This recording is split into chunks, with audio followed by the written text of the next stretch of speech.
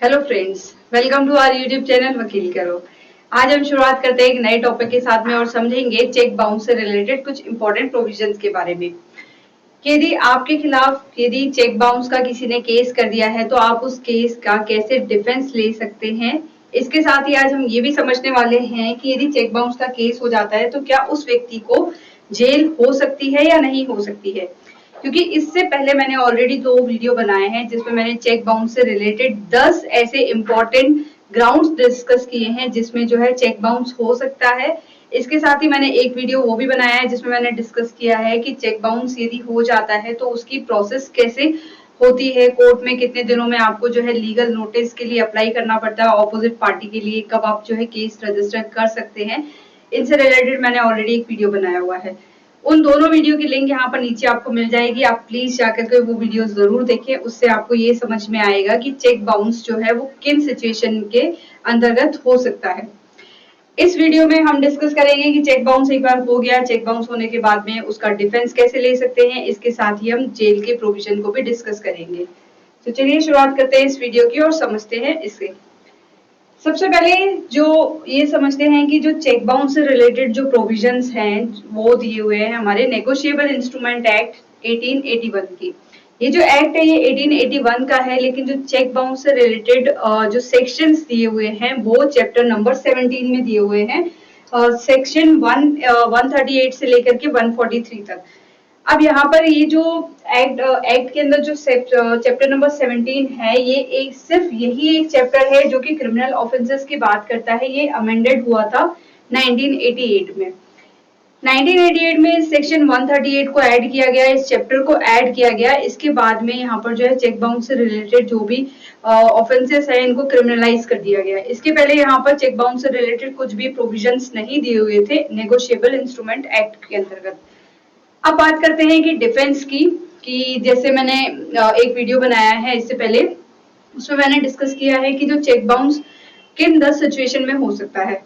अब एक बार जब चेक बाउंस हो जाता है तो चेक बाउंस होने के बाद में जो कंप्लेनेंट होता है वो 30 दिनों तक इंतजार करता है। 30 दिनों के इंतजार के बाद में जो है ऑपोजिट पार्टी को, यानी कि जो अकाउंट होल्डर होता है जिसने चेक इशू किया है उसे जो है यहाँ पर लीगल नोटिस भेजा जाता है 15 दिनों के अंतर्गत। अब 15 दिन के अंदर अंदर आपके पास मान लो कि नोटिस आ गया है चेक बाउंस का, कि आपके खिलाफ एक नोटिस ऐसा आया कि आपने जो चेक दिया था इस व्यक्ति को, फलाने किसी व्यक्ति को, तो अब वो जो चेक है वो बाउंस हो चुका है, तो आपके खिलाफ हमने लीगल नोटिस भेजा है, आप इसका जवाब दीजिए। तो यहाँ पर जो सबसे पहली बात ये आती है कि उससे का जो लीगल नोटिस का जो रिप्लाई होता है वो विद इन 15 डेज ही करना होता है। आप ये 15 डेज का जो ड्यूरेशन है ये याद रखिए, क्योंकि जो 15 डेज के बाद में यदि आप उस लीगल नोटिस का रिप्लाई करते हैं तो यहाँ पर वो जो है वैलिड यहाँ पर नहीं माना जाता है, क्योंकि इसके बाद में यहाँ पर आपके खिलाफ क्रिमिनल जो है क्रिमिनल एक्शन लेने का ऑपोजिट पार्टी के पास में राइट अराइज हो जाता है according to section 138 of NI act. तो यहाँ पर आपको सबसे पहले डिफेंस ये लेना होता है कि जो नोटिस जैसे ही आपके पास में रिसीव हुआ, आप उस लीगल नोटिस का 15 दिन के अंदर अंदर यहाँ पर रिप्लाई करें। अब रिप्लाई में आप क्या क्या दे सकते हैं कि यदि, अब मैं इस सिचुएशन की बात करूंगी कि यदि आप जेन्युइन हैं, मतलब आप सही है, आपका कुछ भी क्रिमिनल माइंड नहीं रहा है, आपका जो है यहाँ पर ऑफेंस करने की यहाँ पर मेंस रिया नहीं है, मैं उन व्यक्तियों के लिए बात कर रही हूँ। यदि कोई व्यक्ति फ्रॉड के इंटेंशन से इस वीडियो को देख रहा है कि मैंने चेक बाउंस का जानबूझकर कि फ्रॉड कर लिया है, अब मुझे यहाँ पर आप मुझे डिफेंस बताइए कि मैं क्या डिफेंस ले सकता हूँ या ले सकती हूँ, तो आपके लिए ये वीडियो नहीं है। मैं उन व्यक्तियों के लिए ये वीडियो बना रही हूँ जो जेन्युइन है, जिनका जो ना चाहते हुए यहाँ पर उनके खिलाफ जो है चेक बाउंस का लीगल नोटिस जो है यहाँ पर इश्यू हो चुका है, उन व्यक्तियों के लिए ये वीडियो है। अब जैसे ही आपके पास में लीगल नोटिस इशू होकर के आया, आपको पता चला कि आपके खिलाफ फलाने व्यक्ति ने जो है केस कर रजिस्टर कर दिया है,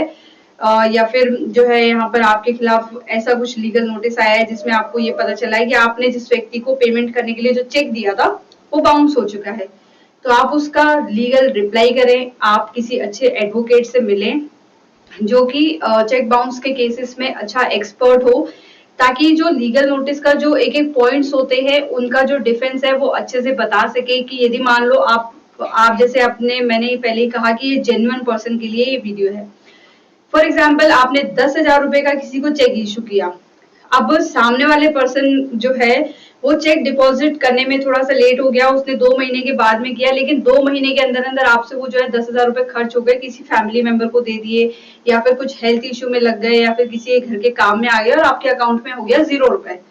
अब सामने वाले पर्सन ने डाल दिया चेक, चेक डालने के बाद में हो गया यहाँ पर चेक बाउंस, क्योंकि आपके अकाउंट में पैसे नहीं बचे। अब आपके खिलाफ यहाँ पर हो गया लीगल नोटिस इशू। तो अब यहाँ पर प्रॉपर डिफेंस ले सकते हैं आप, यहाँ पर एविडेंसेस कोर्ट को यहाँ पर जो है आप उस लीगल नोटिस के रिप्लाई में यहाँ पर प्रॉपर एविडेंसेस लगाइए कि जिस तारीख को मैंने यहाँ पर लीगल नोटिस जिस तारीख को मैंने यहाँ पर जो है चेक इशू करा था उस वक्त मेरे अकाउंट में थे पैसे, लेकिन उसके बाद में घर की कुछ इमरजेंसी सिचुएशन आ गई या फिर मेरी कुछ हेल्थ इश्यू आ गए जिसकी वजह से मैंने पैसे विड्रॉ कर दिए। मेरा यहाँ पर कुछ भी मेंटल इंटेंशन नहीं था, मेरी यहाँ पर मेंस रिया नहीं थी कि मैं यहाँ पर चेक बाउंस का ऑफेंस कमिट करूं। आप यहाँ पर प्रॉपर जो है लीगल नोटिस का अच्छे से रिप्लाई करवाएं, किसी अच्छे एडवोकेट से मिलकर के अच्छे से डिफेंस दें, अच्छे से आपके एविडेंसेस, आपके पास में कुछ है तो आप एविडेंसेस दें। इसके साथ ही जो सेक्शन 140 है एनआई एक्ट का, ये सबसे इंपॉर्टेंट बात करता है क्योंकि ये डिफेंस की बात करता है। इस सेक्शन में ये दिया हुआ है कि यहाँ पर शेल वर्ड दिया हुआ है कि शेल नॉट, मतलब कि कोर्ट जो है यहाँ पर ये प्रज्यूम नहीं करेगा तब तक कि जब तक कि आप यहाँ पर मेंस रिया को प्रूफ नहीं कर देते। मतलब कि आपका यहाँ पर कुछ भी क्रिमिनल इंटेंशन नहीं होता है, कुछ भी क्राइम करने का आपने कुछ भी जानबूझ करके नहीं किया, कुछ सिचुएशन ऐसी अराइज हुई कि यहाँ पर जो है चेक बाउंस हो गया, जैसा मैंने पहले अभी आपको एग्जांपल दिया कि 10,000 का आपने चेक इशू किया, लेकिन आपकी कुछ फैमिली इशू की वजह से, कुछ फैमिली कंडीशन की वजह से आपने वो पैसे विड्रॉ कर लिए और यहाँ पर जाकर के चेक बाउंस हो गया। तो जब ऐसी कुछ सिचुएशन होती है जहां पर सेक्शन 140 कहता है कि आपके पास भी प्रॉपर डिफेंस है, आप यहाँ पर डिफेंस ले सकते हो क्योंकि यहाँ पर आपका कुछ भी क्रिमिनल इंटेंशन नहीं था क्राइम करने का, आपकी यहाँ पर मेंस रिया नहीं थी क्राइम करने की, आपने यहाँ पर कुछ भी प्लानिंग नहीं करी थी कि मैं यहाँ पर ऐसे प्लान करके चलूंगा कि आगे फ्यूचर में आने वाले टाइम पर वो चेक बाउंस करूंगा या करूंगी। तो यहाँ पर जो है मेंस रिया देखी जाती है, मेंस मेंटल कंडीशन देखी जाती है। मेंस रिया देखने के बाद में सेक्शन 140 यही कहता है, यहाँ पर शेल नॉट की बात करी गई है कि यहाँ पर कोर्ट जो है तब तक यहाँ पर प्रज्यूम नहीं करेगा, तब तक यहाँ पर जो है डिफेंस माना जाएगा जब तक आप यहाँ पर एविडेंसेस मतलब प्रॉपर एविडेंसेस नहीं दे देते हैं उस चेक बाउंस से रिलेटेड। अब आपको प्रॉपर यहाँ पर कोर्ट में जाकर के, एक एग्जांपल मैंने जैसे आपको बताया कि आपने 10,000 रुपए का चेक इशू किया उससे रिलेटेड। अब सेकेंड ये हो सकता है कि आपने मान लो कि आप अपने घर पर ब्लैंक चेक रख के गए हो, आप अपने अपनी फैमिली को बोला कि एक पर्सन आएगा, आपका ऑलरेडी उस पर साइन है, एक पर्सन आएगा उसे जो है इतने अमाउंट का, मान लो कि 20,000 रुपए का आपको चेक भर करके दे देना अकाउंट नंबर डाल करके, लेकिन आपके घर में कोई भी मतलब कि पढ़ने वाला व्यक्ति नहीं है या फिर जो पढ़ा हुआ नहीं है और कोई 15 साल से नीचे या कोई छोटा बच्चा है जिसने अकाउंट नंबर फिलअप करे। अब अकाउंट नंबर फिलअप करने के दौरान मान लो कि किसी, जैसे कि अपन 7 बनाते हैं, 7 को बनाने की जगह पर उसने 9 बना दिया या फिर 1 बना दिया, ऐसा कुछ करके वहां पर अकाउंट नंबर में कुछ मिसमैच हो गई। अब वो तो आपको पता नहीं था क्योंकि अब वो आपने चेक फिलअप नहीं करा, किसी और व्यक्ति के, आपकी फैमिली मेंबर के थ्रू वो जो है चेक फिलअप किया गया, लेकिन आपको बाद में पता चलता है, आपके खिलाफ लीगल नोटिस इशू हो जाता है। तो यहाँ पर आपको सेक्शन 140 यही कहता है कि यहाँ पर आपका मेंटल इंटेंशन नहीं था, आपका यहाँ पर मेंस रिया नहीं थी, आपका यहाँ पर क्राइम करने का इंटेंशन नहीं था,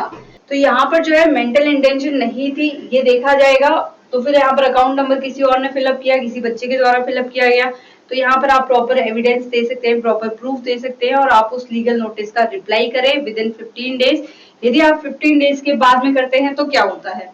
जैसा कि मैंने आपको टॉपिक की शुरुआत करने से पहले बताया था कि आज हम 2 चीजें डिस्कस करने वाले हैं। पहली चीज ये कि यदि कोई चेक बाउंस हो जाता है तो उसका डिफेंस कैसे ले, सेकेंड कि चेक बाउंस हो जाता है तब जेल हो सकती है नहीं हो सकती है। अब बात यहीं पर आती है कि आपने 15 दिन के अंदर यहाँ पर लीगल नोटिस का रिप्लाई नहीं किया, तो अब नेक्स्ट क्या होगा। नेक्स्ट होता ये है कि जो सेक्शन 138 है ये क्रिमिनल ऑफेंस है, यहाँ पर बात करते हैं, ये जो सेक्शन बात करता है ये जेल के प्रोविजन की बात करता है। आपके खिलाफ चेक बाउंस का नोटिस इशू हो गया, आपने उसका रिप्लाई भी नहीं किया, फिर कोर्ट ने यहाँ पर जो है सामने वाला पर्सन होता है जो कंप्लेनेंट होता है, कंप्लेनेंट के पास में वक्त होता है 30 दिन का, 30 दिन के अंदर अंदर वो जाकर के उसने केस रजिस्टर करवा दिया। पहले के स्टार्टिंग वो 30 डेज वेट करता है, 15 दिन और वेट करता है कि लीगल नोटिस का रिप्लाई करे, तो यानी कि कंप्लेनेंट के पास में टोटल 45 डेज का टाइम होता है। कंप्लेनेंट ने वेट कर लिया 45 डेज तक के लिए। 45 डेज के बाद में वो कभी भी विद इन 30 डेज जाकर के केस रजिस्टर करवा सकता है। कंप्लेनेंट ने केस रजिस्टर करवा दिया, केस रजिस्टर करवाने के बाद में चेक बाउंस का आपके खिलाफ में केस रजिस्टर हो गया, मतलब यहाँ पर जो है कंप्लेंट रजिस्टर होती है, यहाँ पर एफआईआर रजिस्टर नहीं होती है नेगोशिएबल इंस्ट्रूमेंट एक्ट में। कंप्लेंट रजिस्टर करने के बाद में केस चला, केस का जो डिसीजन आता है, तो डिसीजन में जब आपका फॉल्ट निकलता है कि आपने मेंस रिया रहते हुए यानी कि आपने इंटेंशनली ऐसा क्राइम किया है, आपने 2 लाख रुपए का चेक दिया, आपके अकाउंट में थे 2,000 रुपए, लेकिन आपने इंटेंशनली 2 लाख रुपए का यहाँ पर चेक दे दिया क्योंकि आप ये ऑफेंस कमिट करना चाहते थे। तो उस सिचुएशन में सेक्शन 138 ये कहता है कि आपको हो सकती है 2 साल तक की सजा, ये मैक्सिमम है। मैक्सिमम यहाँ पर 2 साल तक की सजा दे सकता है कोर्ट, या फिर जो अमाउंट है, जैसे कि 2 लाख रुपए का चेक दिया आपने, तो 2 लाख रुपए के चेक के बदले में कोर्ट आपको twice of that cheque amount यानी कि 4 लाख रुपए का आपको यहाँ पर फाइन इम्पोज कर सकता है कोर्ट। या फिर कोर्ट क्या कर सकता है, ये दोनों पनिशमेंट भी दे सकता है। फॉर एग्जाम्पल यदि आपने 10 लाख रुपए का यहाँ पर चेक इश्यू करे, 4 चेक इश्यू करे 10-10 लाख रुपए के, 40 लाख रुपए के, वो चारों के चारों यहाँ पर चेक बाउंस हो चुके हैं। अब ऐसा तो नहीं है कि उनके खिलाफ वो जो है इतना बड़ा ऑफेंस हो गया, जब 40 लाख रुपए का आपने किसी के साथ में फ्रॉड कर लिया, चेक बाउंस हो चुके हैं, तो उस सिचुएशन में आपको 2 साल की पनिशमेंट तो देगा ही देगा कोर्ट। इसके साथ ही 40 लाख रुपए के double of that cheque amount यानी कि 80 लाख रुपए भी आपको जो है कोर्ट फाइन के रूप में इम्पोज कर सकता है यहाँ पर। तो यहाँ पर दोनों पनिशमेंट भी दी जा सकती है, दोनों पनिशमेंट तब जब यहाँ पर चेक अमाउंट ज्यादा हो। अब यहाँ पर एक और एग्जाम्पल डिस्कस करते हैं कि फॉर एग्जाम्पल आपने 5,000 का यहाँ पर चेक इश्यू किया, 5,000 का चेक इश्यू कर दिया, आपके अकाउंट में थे 500 रुपए, यहाँ पर चेक बाउंस हो गया। अब चेक बाउंस इस 5,000 के अमाउंट के लिए क्या कोर्ट आपको 2 साल तक की सजा देगा? ये ऑब्वियस सी बात है कि नहीं देगा, जब अमाउंट पर डिपेंड करता है। और यहाँ पर जो है इस सेक्शन में कोर्ट की डिस्क्रिशनरी पावर दी गई है कि यहाँ पर मैक्सिमम 2 साल तक की सजा दे सकता है, मिनिमम कितनी भी दे सकता है। तो 5,000 के केस में हो सकता है कोर्ट सिर्फ उसको यहाँ पर जो है चेक अमाउंट का डबल देने के लिए बोल दे, यानी कि 10,000 का अमाउंट यहाँ पर पे करने के लिए बोल सकता है, या फिर पनिशमेंट कितनी भी दे सकता है, या फिर ये दोनों भी दे सकता है। दोनों 5,000 की कंडीशन में भी दे सकता है। कैसे कि यदि उसकी मेंटल कंडीशन देखी जाती है कि उसने ऐसा जो है चेक बाउंस का केस और भी व्यक्तियों पर जो है उस पर ऐसे 5 से 6 केसेस ऑलरेडी लगे हुए हैं चेक बाउंस के, तो सिचुएशन में डेफिनेटली कोर्ट यहाँ पर दोनों पनिशमेंट दे सकता है, क्योंकि कोर्ट को पता चल जाता है ये तो आदतन अपराधी है, ये हैबिचुअल ऑफेंडर है। तो हैबिचुअल ऑफेंडर की जो कंडीशन आती है उसमें कोर्ट जो है वो दोनों पनिशमेंट भी दे सकता है, चाहे वो चेक का अमाउंट कितना भी कम हो चाहे कितना ही ज्यादा हो। अब नेक्स्ट ये है कि जो सेक्शन 142 है ये बात करता है cognizance of offence. Cognizance of offence का मतलब ये होता है कि संज्ञान कौन लेता है, यानी कि जो नेगोशिएबल इंस्ट्रूमेंट एक्ट के जो चेक बाउंस के केसेस होते हैं वो कौन से मैजिस्ट्रेट सुनते हैं। तो सेक्शन 142 के अकॉर्डिंग यहाँ पर जुडिशियल मैजिस्ट्रेट फर्स्ट क्लास के पास में पावर दी गई है कि वो जो चेक बाउंस के केसेस होते हैं वो सुनते हैं, और इसके बाद साथ ही या फिर मेट्रोपॉलिटन जो मैजिस्ट्रेट होते हैं वो इन केसेस को सुनते हैं नेगोशिएबल इंस्ट्रूमेंट एक्ट के। तो आज के वीडियो में हमने ये डिस्कस किया कि यदि आपका चेक बाउंस हो जा, आपके खिलाफ यदि कोई चेक बाउंस का केस करता है तो आप उस केस का कैसे डिफेंस ले सकते हैं। इसके साथ ही हमने आज ये डिस्कस किया कि यदि आपके खिलाफ चेक बाउंस का केस मतलब की कंप्लेंट रजिस्टर हो गई है और केस का यहाँ पर डिसीजन हो गया है तो क्या आपको जेल हो सकती है।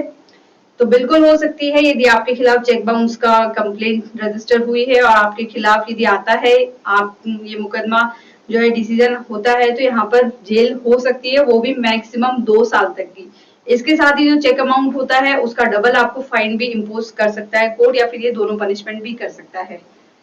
तो मैं उम्मीद करती हूँ कि मेरे द्वारा दी गई इन्फॉर्मेशन आपके लिए बहुत ही यूजफुल रही होगी, और आप प्लीज लाइक करें, शेयर करें, साथ ही साथ सब्सक्राइब करें हमारे यूट्यूब चैनल वकील करो को। Thank you.